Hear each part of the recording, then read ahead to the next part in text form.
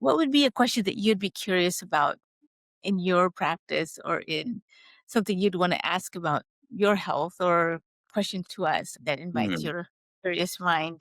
I want to know when AI psychosis is going to be in the DSM. Wow, that's a great question. Why do you think AI psychosis needs to be in the DSM-5 criteria? Because it's happening. But technology is developing so fast, it's creating these problems or these niche areas for like sort of delusional thinking or psychosis. And we're just labeling it maybe, much later. Welcome to the Two Curious MD podcast. I'm Dr. Ali Ahmed, And I'm Dr. Soraya Rahman. with the wisdom from holistic, alternative, and these conventional medicine. We are here to challenge the status quo. We're curious about the connectivity and complexity between diverse fields of knowledge as they relate to consciousness, chronic illness, mental health, resilience, and beyond. Learning more about the art and science of healing, or listening to stories of extraordinary healing. You're in the right place.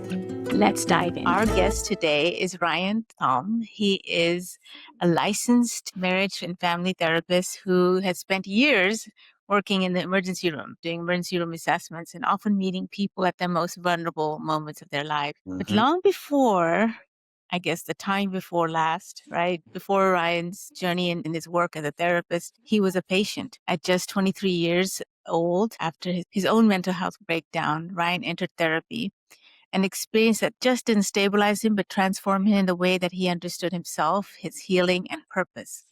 His therapeutic relationship planted the seed for the work he does today.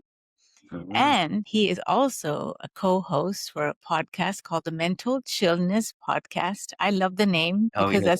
it's just right. It just goes so well, so nicely. An unintentionally and unacademic exploration of psychology, mental health, and self-help.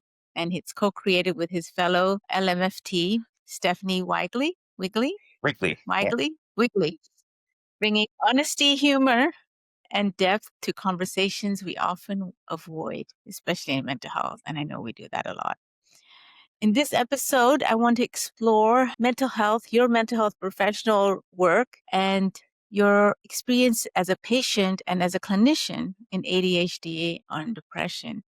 And sometimes how those diagnoses, these labels, as I say, really shape Mhm. us in a way we often don't know that it is doing that. And also how your healing work is less about fixing and more about creating a new vision of what's been broken. So Yeah. welcome to our podcast. Love to hear For more having about your story. Thank you.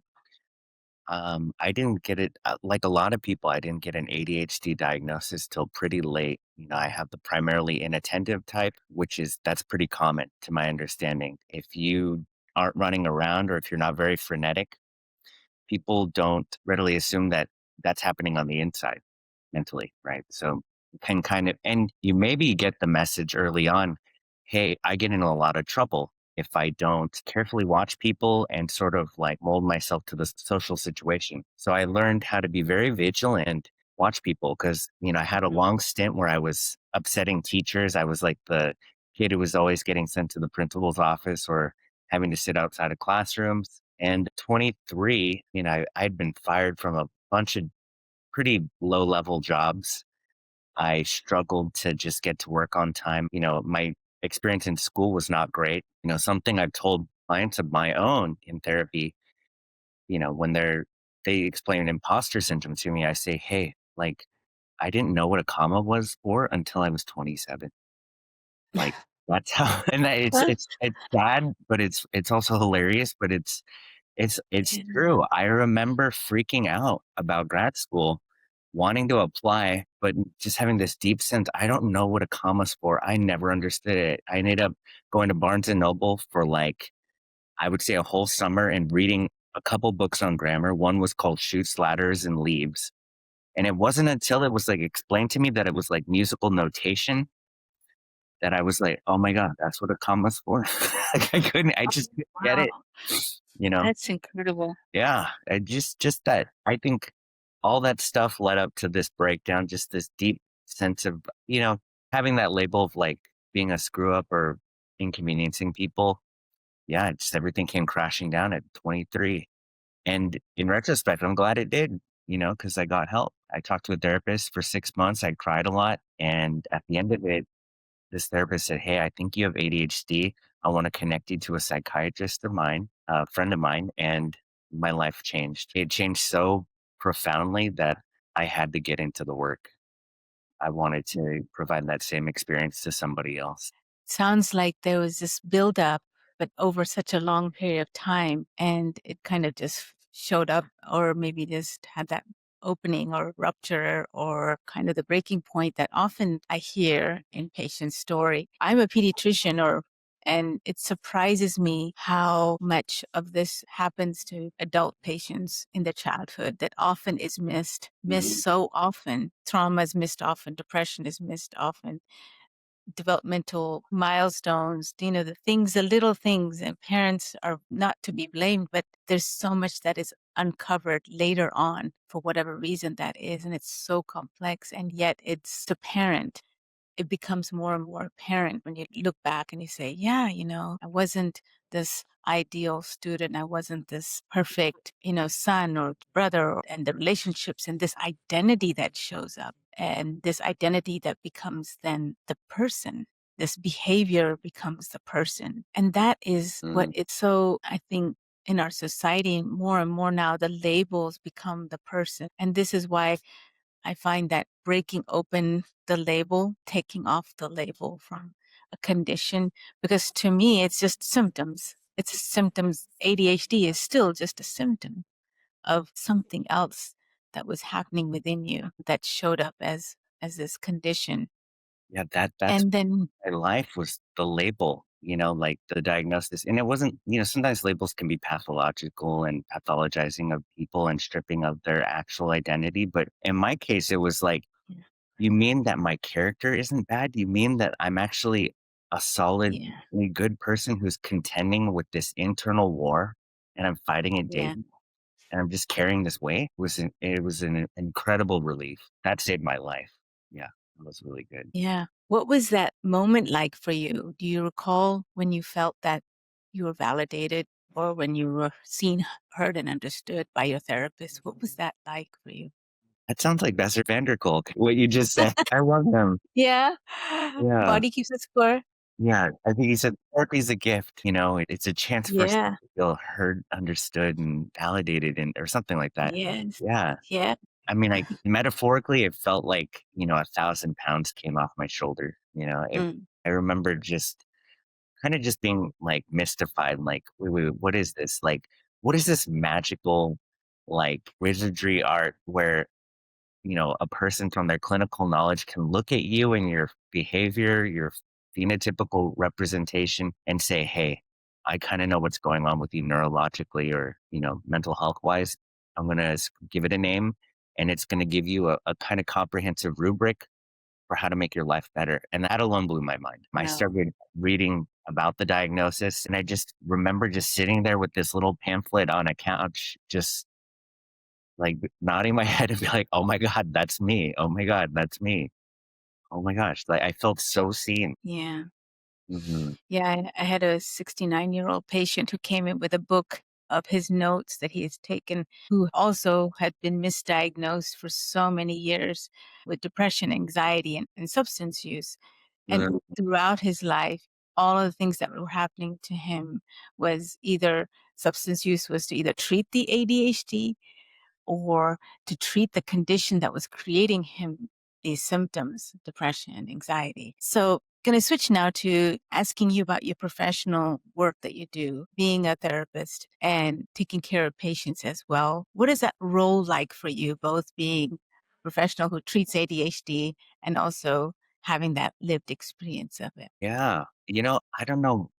Somewhere when I first started doing therapy, I started to say this to myself, and it was kind of like a mantra against imposter syndrome. And later on, it just sort of seemed true, but I kind of thought to myself, it's the people who have gone through something or, who are, for lack of a better term, a little crazy themselves who know the way back. And Yeah. I kind of feel like I said this recently to a client who was opening up about a lot of adverse experiences. Is this a moment of levity? But I said, you know what? I think I'm really glad God gave me some really hard experiences so that I could be a decent therapist to somebody like you right now. Mm, Kind of just trying to tick off some boxes. Like, you're not alone. I've been through it. And also, I'm kind of glad because I can relate to you. So I kind of feel like I'm really good at spotting ADHD. Like, I've spotted it in colleagues, friends. mhm, And I've said, hey, mhm. like, I don't know. I don't know if anyone's ever told you this, but like, I'm pretty sure you have ADHD. I want you to look into it because it could change your life. It changed my life. It might change your Yeah, life as well. And yeah. recently, I had a dear friend of mine go through testing and get on Vyvanse medication, and just text me the next day. Oh my gosh, I feel like I've been living life with one hand tied behind my back. Right. So it's kind of helpful, actually. I spot ADHD in clients within the first 1 or 2 sessions. Usually the first Mhm. session, like the most of the time it's the first session, to be honest. I notice I communicate better with people with ADHD. And from a little bit of research I've looked at, it seems like, with the theory of mind research, like if you have a neurodivergence, it's like you have a more implicit understanding of other people with the same mental health kind of cognitive style. Yeah. I also believe that neurodivergence is very, very prevalent only because work has changed, life has changed, our way of thinking and learning has changed and continues to change. But also, we're learning more and more about the brain. We're learning more about the uniqueness of each person's development and their growth and their brain function, and also in how trauma or depression or even generational, I mean, it has its impact, whether it's in utero, as you mentioned with your colleague who had adverse childhood experiences even before they're born or even later. And it can show up and create this developmental effect on the brain. And that either be a neurodivergence that shows up Mhm. or inherently there from before, whether it's genetic. And it's so complex, and yet it's not in all size. No one is the same. And looking at people, like I said, without the label and really just understanding how their brain works, what about them in their context of who they are in their story, their identity, the environment that they've created for themselves, their lived experience through that, their relationship. There's so much that needs to be seen and understood as a clinician, as a doctor, that's not done. No one takes the time to really sit face to face and say, okay, tell me more about what it feels like for you right now, whether that be the child or the adult. So it's so honoring to hear that a therapist guided you to who you are now. I texted this therapist when I got licensed and I had my Yeah.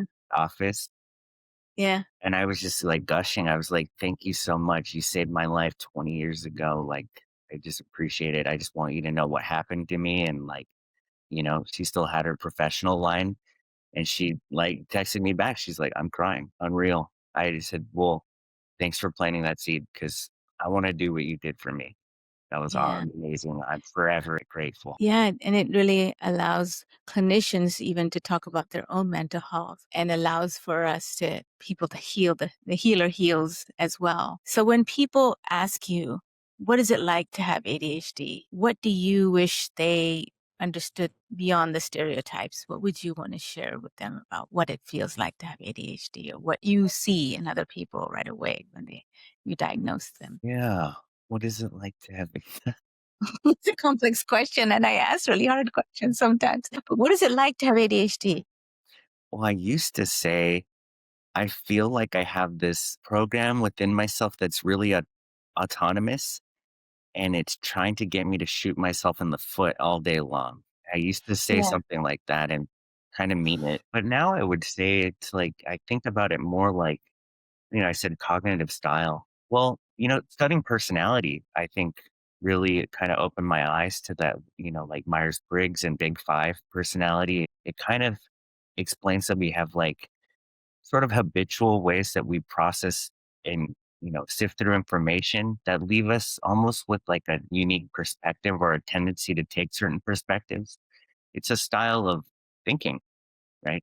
I think that more about ADHD now. It's like, well, my style of thinking is something like it really craves novel experience. It's really allergic to boredom. There are certain situations where there's a, oh gosh, there's a poem by Charles Baudelaire, and it's like about like albatross, I think. And he's talking about this bird that's like clumsy and it's like falling all over the place, but then when it takes flight, he compares it to an Yes. arrow with the sky, right? So I kind of Yeah. think that about like neurodivergence. It's like there are situations where I am the worst person for the job. It's like I'm the absolute worst. I'm the worst waiter on the planet. I cannot do that job. It's just beyond me. But then there are other situations where I'm amazed at how well I do it. Others have expressed amazement. "Oh, you're really born for this. You're really good at this." So I think it's a style. It's a skewed style, I would suppose. It's a very distinct style of Yeah. doing and thinking. And I think the more that I understand it and accept myself, the more I can orient myself towards success and successful outcomes. That's how I would see it today. Yeah. Some of the symptoms can be difficult, though. Some of the experiences can be difficult and have an impact. What for you were some of those things that were difficult for you to experience with this diagnosis that you carried? Yeah. Well, I think I have some tendency towards some brain fog. And I think when that does come on, that's a scary experience because I have to be pretty aware of it and I have to take steps to sort of like make myself more alert. Now I know really great ways to do it. If it's a really drastic situation, I could take a cold shower or do something like that, just spike adrenaline in my system. But it really feels like it's almost like it feels like an inebriated or impaired state. It's a little bit uncomfortable. It's kind of like, well, because being drunk is fine if you plan for it. But if you didn't Yeah. plan for it, it's kind of scary. So I've had to learn how to really sort of scan my own mood, my own like cognitive processing. Like I don't think most people ask themselves, like, how fast am I processing right? Right. And I do that. I check for stuff like that throughout the day because I don't want to be in a situation where I need to perform at a level that I'm absolutely incapable of in the moment. So knowing your environment, knowing the conditions that are ideal for you, and also being able to recognize them and see them, and in the moment, not responding to them when I guess that sense of being out of control comes in. Does that seem right? Yeah. Yeah. I think I experience less anxiety than most people. I have Mhm. probably it's like probably an under arousal symptom. And so like when my brother talks about anxiety, I'm like, "What is that? That sounds awful." So that it's not all bad, but that actually can be a problem too, because there are times when I'm in a situation where, I've been like, I did some auditions for plays and stuff like that in Los Angeles when I lived there. And I would kind of look around me and I would see everyone was like looking at lines and very feverish and very like engrossed in the process. And I'm like, well, I'm way too chill. This isn't going to go Yeah. well. I don't care enough or something like that. Yeah. So sometimes that can be difficult or problematic. Yeah. You mentioned brain function, and as a patient who did transcranial magnetic stimulation, if you're okay for me to talk about Yeah, that, absolutely. tell us a little bit about that experience and what you were able to learn from that and learn about your function, your brain function, and what did you experience in terms of that process of treatment? Yeah, I actually want to talk about almost everything at Shaw Minds because, yeah, Yeah, because I did the epigenetic testing too, and that was really fascinating. But that's right. I did find that the TMS, the transcranial magnetic stimulation, was very helpful. And I actually would like to do it again in the future. I think it's just a time thing. But I did 36 sessions, if I remember correctly. It's about half an hour. Maybe it came down from maybe 45 minutes, but it seemed like it was adjusting on a weekly basis. The computer was sort of adjusting. It was interesting to get the QEEG. What does that stand for? EEG, quantified electroencephalogram. Oh, okay. Okay. Yeah. So for our audience, I'll explain kind of what the EEG actually does. EEG picks up electrical activity on the surface of the skull. And if we think about rhythm and picking up rhythm, just like we do. We place electrical leads on the heart. We pick up the heart rhythm, the actual electrical activity. The brain also has electrical activity that we can use sensors to measure. And those sensors are placed in all aspects of the specific cortical areas that we know the function of, such as the orbital, which is vision processing, parietal for sensory processing, environmental processing. Say cortical leads are our motor planning processing, and then we have our frontal brain. So there's a frontal leads that are placed. And so we measure those waveform or electrical activity that and are able to compare those readings in a quantified way with thousands and thousands of EEGs and understand what are the features of anxiety in terms of waveform. What are the features what does ADHD look like when we have different waveforms in different parts of the brain? And that comparison and that, as well as that evaluation, gives us a diagnostic tool, say, which is, I call it like a vital sign for the brain. It's one way of measuring activity in the brain at that moment in time, but in the ideal way. So that, and then doing this with transcranial magnetic stimulation gives us something that we can use even as an assessment of response. So I hope I explain it to our audience. It is kind of a brain map and gives us lots of good information, at least one way to measure brain activity. Yeah, yeah. So it feels like that it's like a spider. It looks like kind of like a spider. It does. It does look like we call it a spider. Yeah, it's just like it's right on top. It's a dry cap EEG, and it pretty. I mean, there's different EEGs. There's wet cap and dry cap as well. So the technology's improved since my medical school training. Mhm. But, yeah, now many ways to measure. We have functional MRIs, we have SPECT scans, we have PET scans, which also measure activity. And yeah, so there's many ways to measure activity in the brain, this being one of them. I'm interested in the SPEC scan at some point. Yeah, but don't you have to swallow like a dye or something for that? No, Am SPECT I? scan, I would need to look more into how they actually do that. It looks at activity in terms of imaging based on uptake of glucose activity. So there has to have some tracer. But I would have to look more into how they actually do that. Mhm. Um, well, if I remember correctly, my QEEG, like when we looked at the different areas of my brain, it had an absolute abundance of like, it was like dream waves. Like, what was it? Delta Delta wave? wave. Yeah. Yeah. And that was kind of like a lower alpha peak, which was kind of like, I don't know, does that speak to ADHD? Be congruent? Yeah. ADHD, we see a lot of theta and beta activity in typical EEGs. There's a certain amount of theta activity that should be present, but not always, not in an awake state or a cognitive state. Beta being a very anxious rhythm and theta being a very kind of dissociative rhythm, like, oh, I just need to think about something else while I'm feeling a little anxious about something. So it takes you away from that focused flow state, which is the alpha rhythm. And so you can see how when somebody has to be focused or thinking, there's a lot of distraction they're hearing. They're hearing the I don't need to be here. And they're also feeling like, I need to get out of here. So there's that noise around the signal, essentially. And yeah, and it was pretty much global for my entire brain. But treatment was great. I got to see like I think about 4 different times like how my brainwaves were changing. And I got to experience it too. Like I think like within the first like week I was saying, I'm feeling really calm. Like this sort of irritability and agitation that can come on sometimes was not showing up. And Yeah. I'm really not a morning person. I think I was coming in really early Yeah. for work to do these treatments and I was just surprised, and I was like sitting in traffic, and like going to like Midtown and just like, people were cutting me off and I'm like surprisingly relaxed. So that was Yeah. cool, and I think that's persisted. That's been long lasting after, treatment. Yeah. It's another form to improve neuroplasticity, but also to harmonize rhythm as well. So as you can imagine, somebody who's anxious may feel, again, the fast rhythm tends to take over and they feel it in their body as well. So Mhm.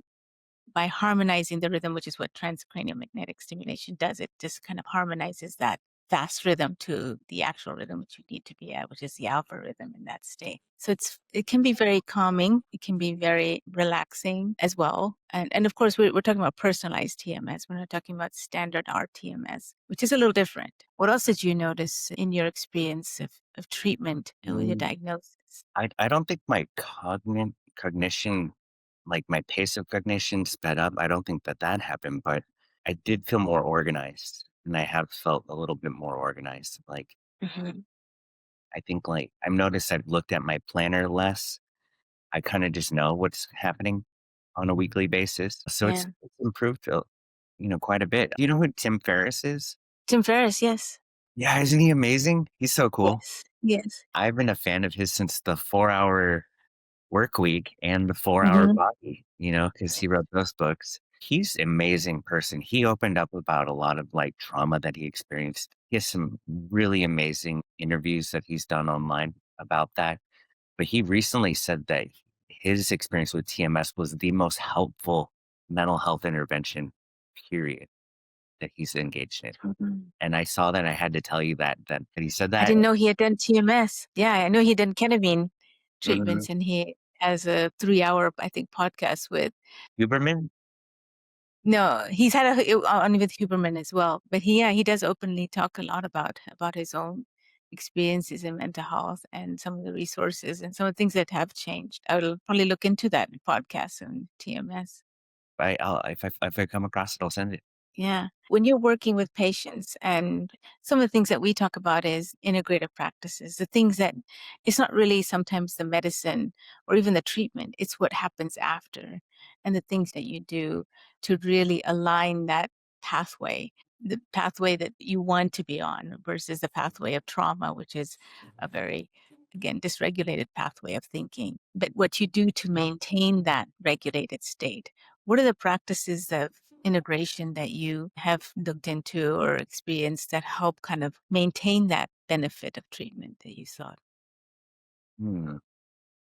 I would say, yeah, I mean, sleep. I take magnesium glycinate like at night. I try to limit blue light exposure. I got into the True Dark glasses. I have my weird, like, Yeah. I look like a burner from Burning Man. I look like it when I'm wearing them. So sleep is absolutely essential. I do keto, because I think I told you I was That's right. listening to what's that guy, Chris Miller, and he was saying that he helped a former patient of his or a patient of his with schizophrenic symptoms. You know, and I think the epigenetic test that I took, it sort of the MTHFR gene came up, and this is implicated in autistic spectrum, ADHD, schizophrenia, and bipolar. And I had already started doing keto before then, and Mhm. I noticed that also was helping to improve my cognition, my mood. It seems like the inflammation piece is real, and also the Yeah. that might be a folate thing too, because I was there's all that enriched folate that I can't process. Is kind of what that test was revealing. Yeah, definitely. I think the functional component of your health isn't just, it's not all in your head and it's not all experience of trauma, it's actual functional effect. Sleep, a big factor in benefit. And sometimes a barrier of sleep isn't fully addressed and the reasons for not being able to get that restorative sleep. How Mhm. do you personally define your healing versus being healed? Do you feel like you're healed or you're continuing to heal? I think I'm continuing to heal. Yeah. I think this year I just said, you know what? I'm just going to really deep dive more into health and mental health and see if there's more that I can do. I want to maximize my potential, and I want to be able to do as much as I can. I want to make in this field, I want to make as big of an impact as I can in a meaningful way. And so, yeah, I just started tackling diet and exercise too. So yeah, I try to incorporate as many different disciplines. I think the next thing I want to do is sauna. I'm hearing such great Yeah. stuff about that. So I might get that sauna pod thing and do the And 100. the cold plunging. I look Yeah. forward to it. Yeah. How do you treat your patients, your clients? What is your assessment like when you're evaluating their course of their care? Yeah. I guess I try to identify what it is that they think they want to work on. Yeah. And there's like the identified problem, right? But then there's what's the truth? what's like the actual issue. And so it's kind of trying to find both of those. How are we going to address everybody's concerns, right? And make the client aware of concerns that they might not even be aware of yet. Yeah, kind of just do like a pretty big assessment in the beginning and see what's going on. But I try to look at different aspects of their life. Where are the trouble areas? What's coming up? It seems like Yeah. people usually come in with like a definitive kind of like, well, this is definitely the problem. It's communication, or you know, it's my work or something like that. And then they want to talk about that. But this happens so much in therapy where it's like initially you're working on this problem and then you sort of like resolve it. And then it's like therapy morphs into a whole other different thing that's revealed in time. Yeah. My practice has changed completely. Patients often come to you with a symptom and they'll say, I have a headache and it's come this way and that way. And then you're supposed to kind of really focus on the symptom and just dig in and figure out the etiology, because it could be a list of things, and then you order labs and then medications. But more so now is really just listening to what the patient already knows. And you're just there to listen. Through their conversation, you learn more without interrupting them, of course, what their true conscious space is really seeking. Sometimes it's just a place I just need a place to talk about my headache, Mm. because there's no one else that can, you know, would listen to me about it. And the source of that headache may be I can't sleep at night because my baby is hurting, or I've been through this experience and having this stress at work. And sometimes that can be just so healing in itself that it doesn't require a diagnosis. It doesn't require a medication. It doesn't even require any labs. It just requires you to just be able to allow somebody to just unfold to what they almost know themselves internally. Like you said in the beginning, kind of recognizing what they need, giving them a place to just explore that without judgment, without. Yeah. I wonder, like, like I kind of think like, do we really want life to be easy? And people are, everyone, you think, do you really want to play game like an overpowered character in a game where you literally just cruise through every level and there's no skill that needs to be developed? Is that what you really want, people? Some people act like that, but I don't think that that's true. I think they really actually just want to know that they have the capacity and the skill and the strength of character to overcome whatever is in their life. So I try to explore that with them. And I think what you just said, compassion piece, the listening, it's not that people are falling apart because they can't handle life. It's like, well, it just feels so lonely sometimes when you feel alone and you feel like somebody hasn't authentically seen you in your struggle, you know? And so that's a real gift. And I think that that's part of that empowerment piece that lets people know, hey, like, you're very strong. You're doing great. I'm witnessing it and I'm in awe. You're going to Mhm. be okay. And I believe in you. I think a therapist and, an MD like yourself can absolutely impart that.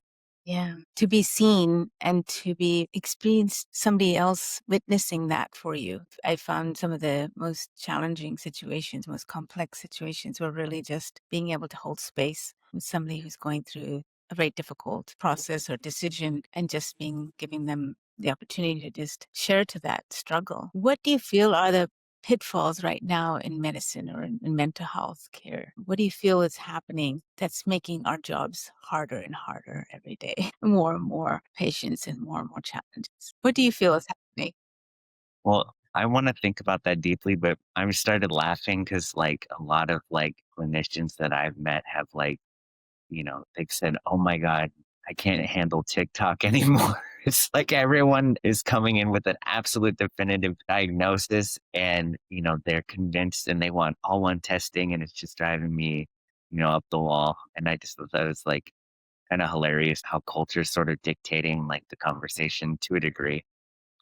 There's a lot of YouTube diagnosing and stuff like that. That could be a problem, but that could also be a solution too, because there's a lot of great psychoeducation out there. Yeah.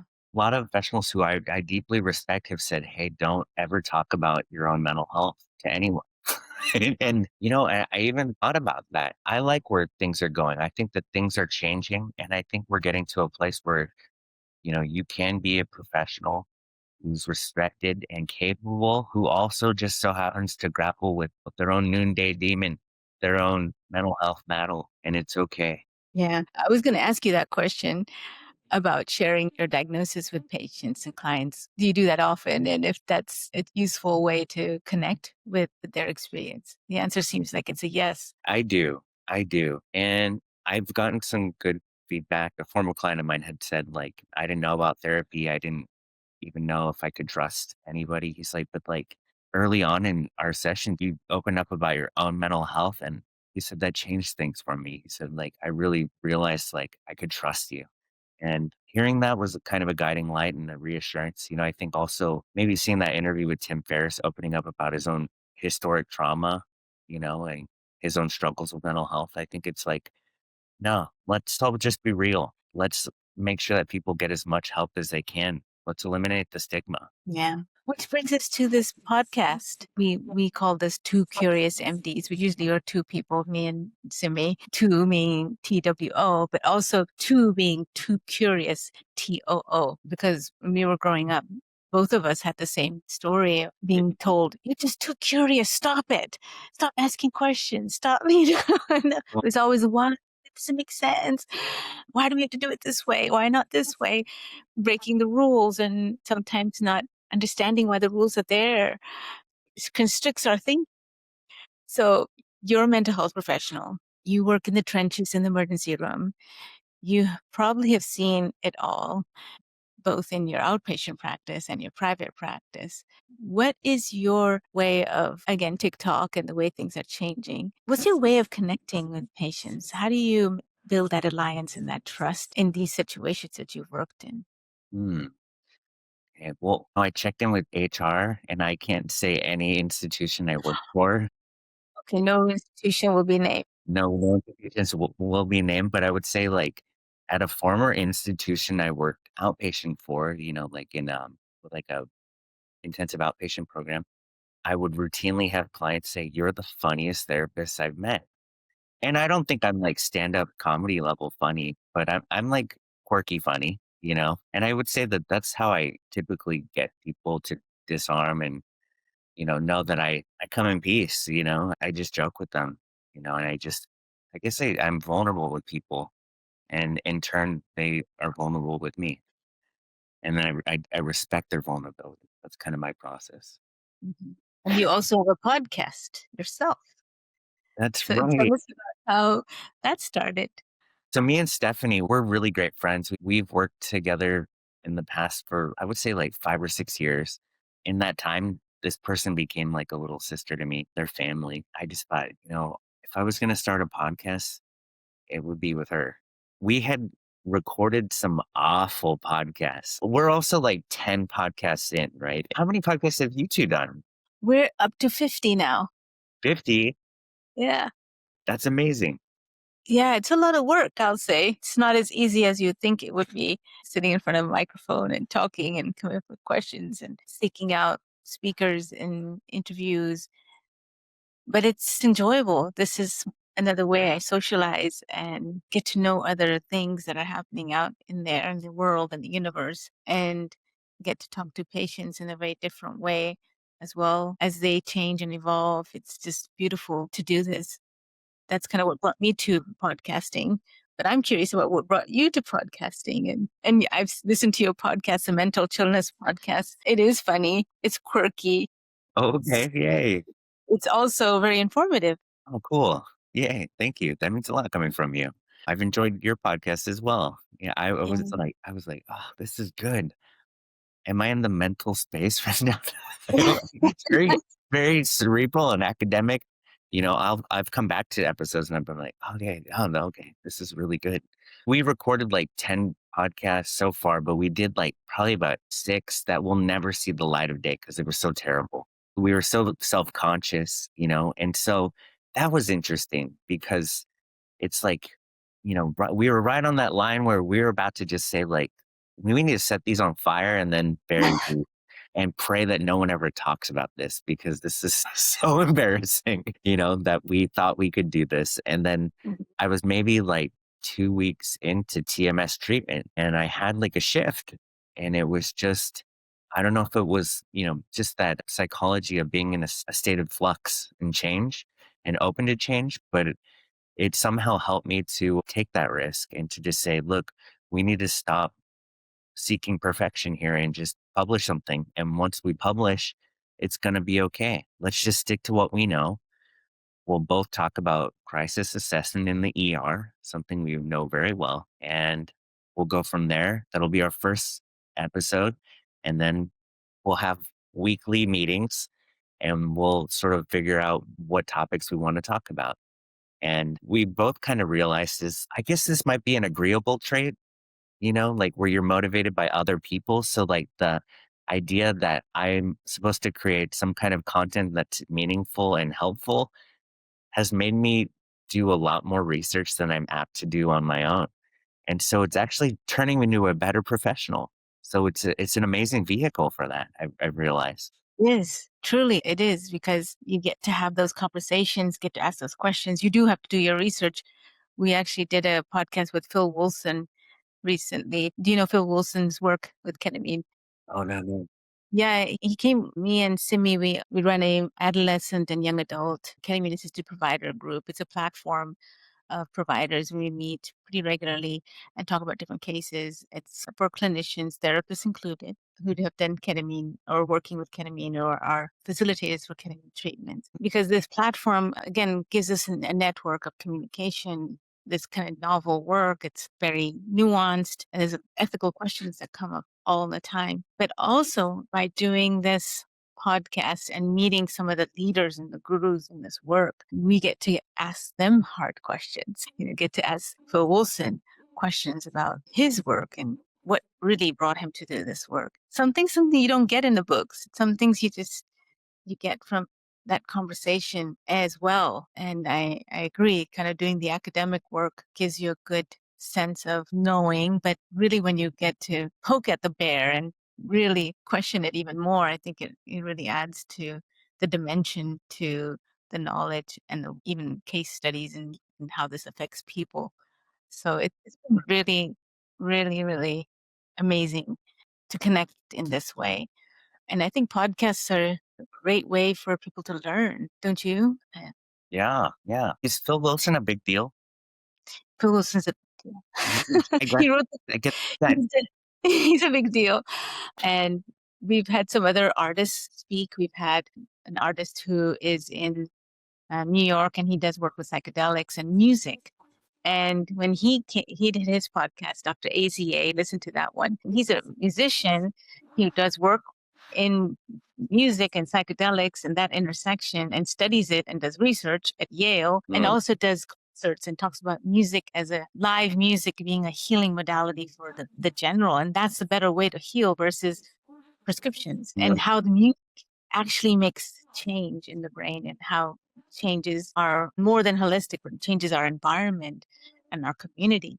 So these are the talks that I think really engage in different aspects of what you think you're doing. You're not just sitting in one area, you're actually learning about, how TMS works or how music or how art interplays with. It's the modern intellectual salon, Yes, that's a great way to say it. have it's not a normal you don't go to the local club or lodge or something and meet with you know a group of intellectually pursuing individuals. Like that's not a thing right now. Not well, I mean, I'm sure it's in some places, but for a lot of people that's what it seems to be. The long form podcast seems to be, hey, and well, the reason why I asked if Phil Wilson was a big deal was because this is also something that I've realized, because you're a big deal in my mind, right?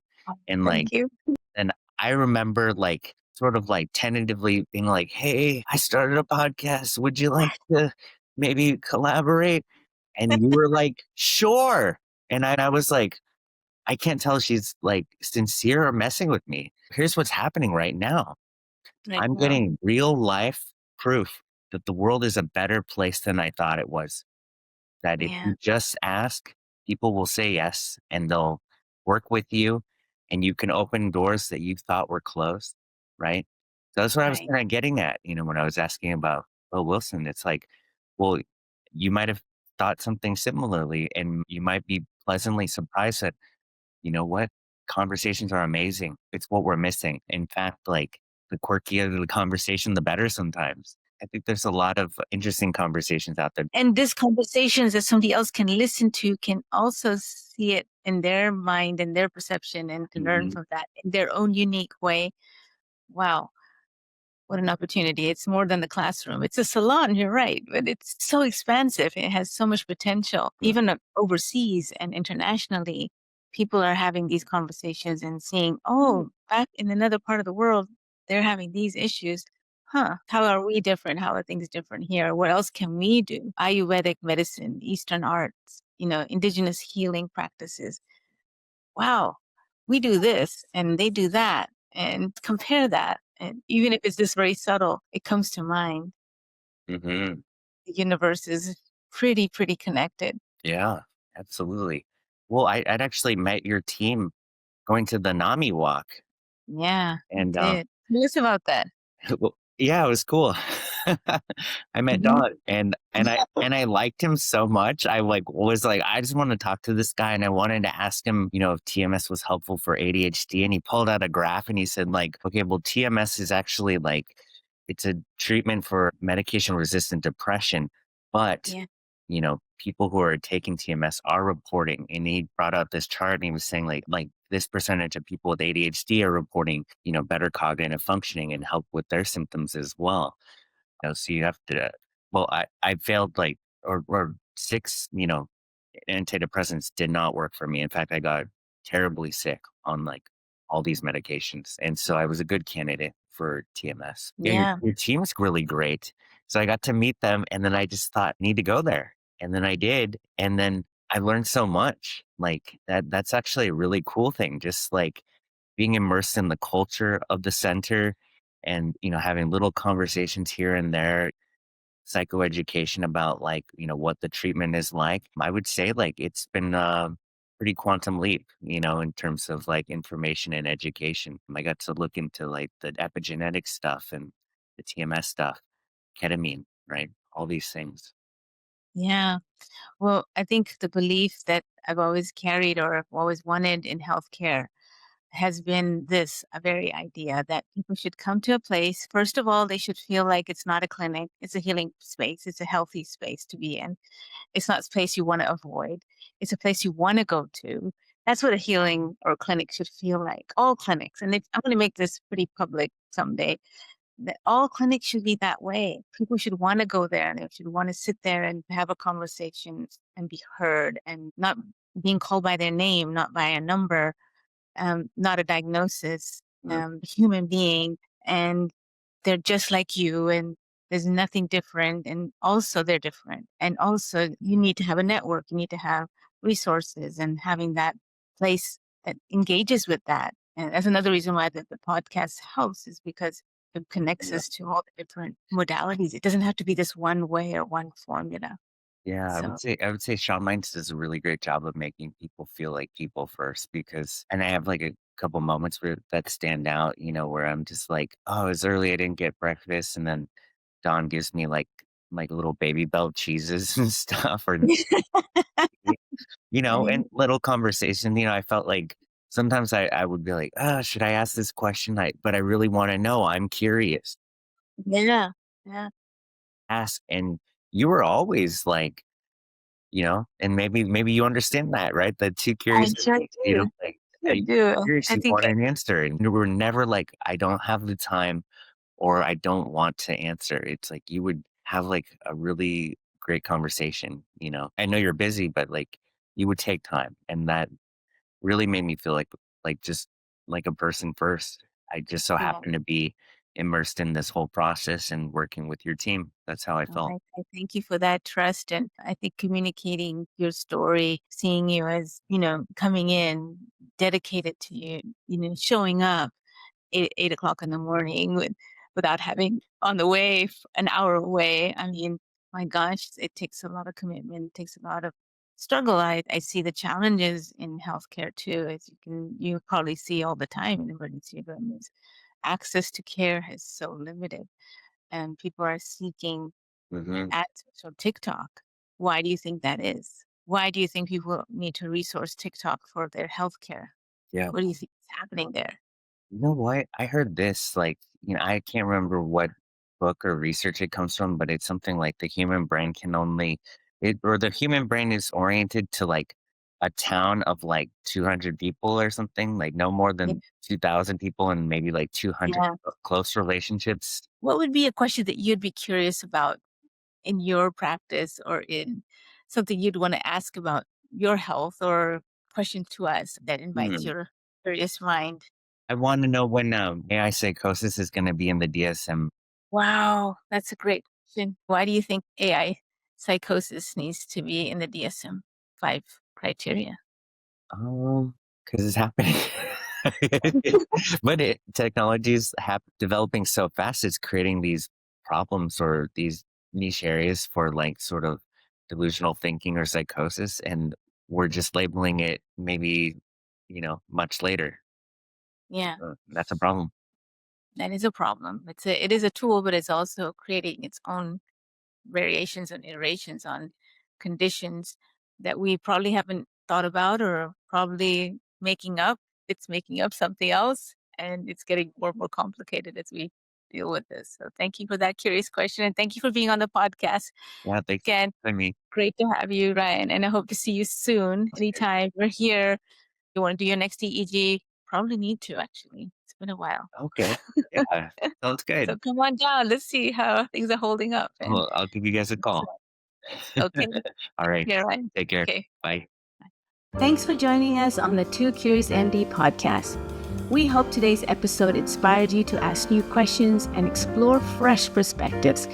We challenge you to ask us those unasked questions that you're curious about in your medical practice, condition, health, and wellness. If you enjoyed the podcast, don't forget to subscribe, share it with somebody just as curious, and leave us a review. It helps us keep the curiosity alive. Post or comment with a question or curious inquiry that you have and seek to explore or learn with us. Stay curious, and we'll see you next time.